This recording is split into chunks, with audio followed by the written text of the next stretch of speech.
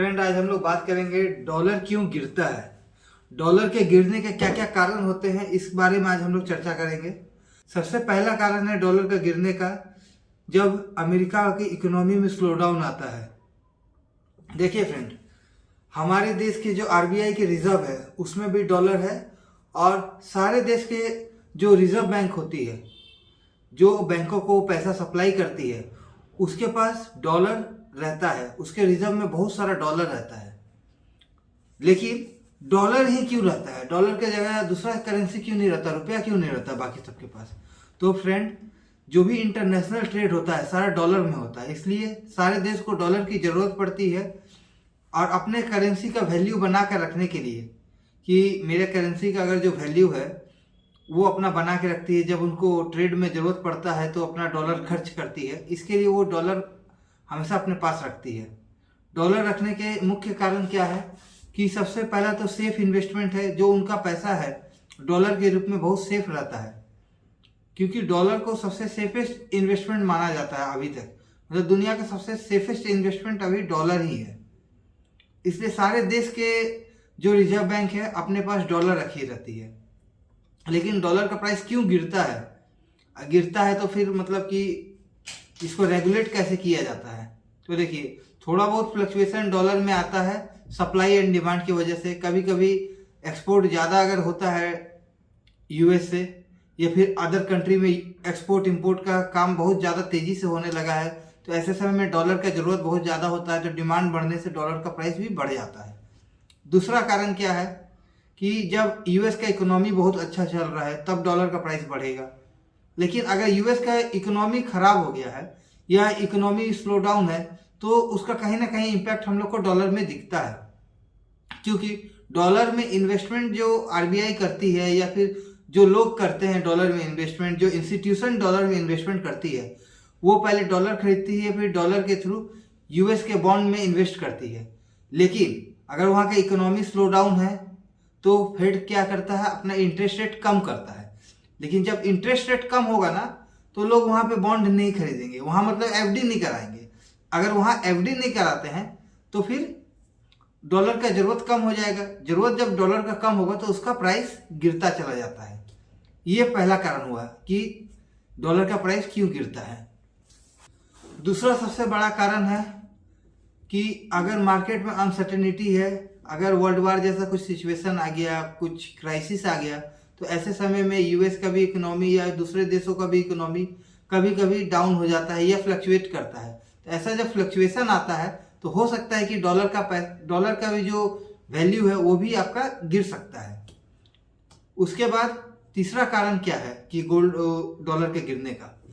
देखिए, एक बड़ा कारण ये भी है डॉलर का गिरने का, जब यूएस में डेट का परसेंटेज बहुत बढ़ जाता है, जब वहाँ का इकोनॉमी में बहुत ज़्यादा डेट ले लिया रहता है, वो देश बहुत ज़्यादा अगर कर्ज में डूबा हुआ रहता है, तो लोगों को उसके इकोनॉमी पे शक होने लगता है। तो वैसे में कोई भी डॉलर में इन्वेस्टमेंट नहीं करना चाहता है, क्योंकि सबको अपना पैसा को बचा के रखना रहता है।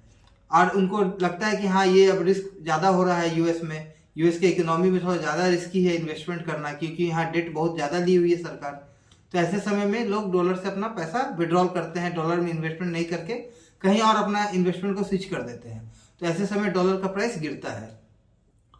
देखिए, और एक कारण है, अगर दूसरे देश जैसे इंडिया या फिर चाइना या रसिया, इन तीनों देश का या फिर कोई और भी देश, जब वहाँ का करेंसी ज़्यादा मजबूत होने लगता है, मान लीजिए इंडिया का करेंसी ज़्यादा मजबूत हो रहा है, चाइना का मजबूत हो रहा है, रसिया का मजबूत हो रहा है करेंसी, तो ऐसे में हम लोग को अगर सामान खरीदना है यूएस से कुछ, तो हमको कम डॉलर खर्च करना पड़ेगा, तो हमको डॉलर की जरूरत भी कम पड़ेगा। तो ऐसे समय डॉलर का डिमांड कम हो जाता है मार्केट में, और डॉलर सस्ता हो जाता है। और एक आखिरी रीजन जो आप लोग सबको पता होगा, अगर डॉलर का ओवर सप्लाई आ गया, मान लीजिए कि यूएस गवर्नमेंट बहुत ज़्यादा डॉलर छाप देती है, तो ऐसे समय डॉलर का वैल्यू खुद ब खुद गिरता है। क्योंकि हम लोग जानते हैं कि हमेशा जब कोई करेंसी जरूरत से ज़्यादा छाप दी जाती है तो वहाँ इन्फ्लेशन बहुत ज़्यादा बढ़ जाता है। अगर डॉलर भी बहुत ज़्यादा छप जाए तो उस सिचुएशन में यही होगा कि मार्केट में उसका सप्लाई बहुत बढ़ जाएगा और डॉलर का प्राइस मेंटेन नहीं हो पाएगा, डॉलर का वैल्यू मेंटेन नहीं हो पाएगा। वैसे समय डॉलर का प्राइस गिर जाएगा। अब जानते हैं कि डॉलर का प्राइस अगर गिरता है तो इससे नुकसान क्या क्या होता है। सबसे पहला नुकसान है महंगाई का। अगर डॉलर का प्राइस गिरता है तो यूएस में महंगाई बहुत बढ़ जाएगी। दूसरा नुकसान क्या होता है, अगर यूएस में आपका डॉलर गिर जाता है तो वहाँ पे इन्फ्लेशन तो बढ़ेगा ही, साथ ही साथ उसमें डॉलर के थ्रू जो इन्वेस्टमेंट हुआ है, उस डॉलर में इन्वेस्टमेंट वो भी इन्वेस्टमेंट डॉलर के थ्रू निकल जाएगा। तो मतलब कि पूरा चेन रिएक्शन होगा, डॉलर से बहुत सारा पैसा निकलेगा और वो दूसरे एसेट क्लास में स्विच होता चला जाएगा, तो डॉलर का वैल्यू गिरेगा। इससे शेयर मार्केट भी डाउन हो जाएगा और कहीं ना कहीं ये यूएस के इकोनॉमी को भी इम्पैक्ट करेगा। तो कोई भी कंट्री अपना करेंसी का वैल्यू को बनाकर रखने के लिए डिमांड और सप्लाई को पूरा मेंटेन करके रखती है। हमारा भी जो गवर्नमेंट है इंडिया में, वो भी रुपीस की जो वैल्यू है इंटरनेशनल मार्केट में बचा कर रखने के लिए डॉलर खरीद के रखती है कि हम डॉलर खरीद के रखेंगे कि अगर जरूरत पड़ने से अगर डॉलर का प्राइस बढ़ता है तो हम डॉलर को बेच देंगे तो उसका प्राइस फिर से नीचे आ जाएगा। अगर किसी तरह से डॉलर का प्राइस गिर रहा है तो फिर से अपना हम लोग रुपया लगा करके डॉलर खरीद देंगे तो डॉलर का प्राइस फिर बढ़ जाएगा। ऐसा होता है फ्रेंड। मेन काम यहाँ डिमांड और सप्लाई का है। अगर कोई चीज़ का डिमांड बढ़ता है, कोई करेंसी का डिमांड बढ़ता है तो उसका वैल्यू भी बढ़ जाएगा। अगर कोई करेंसी का डिमांड कम होता है तो उसका वैल्यू भी घट जाएगा। अगर उसका नज़दीक का सारा देश का अगर करेंसी का वैल्यू मजबूत होने लगे तो डॉलर खुद ब खुद कमज़ोर हो जाएगा। तो ऐसा सिचुएशन आता है फ्रेंड। अभी हम लोग डॉलर के बारे में बात कर लिए। अब अगले वीडियो में हम लोग बात करेंगे कि डॉलर और गोल्ड का क्या रिलेशन है। क्या गोल्ड में इन्वेस्ट करना सही है या डॉलर में इन्वेस्टमेंट सही है?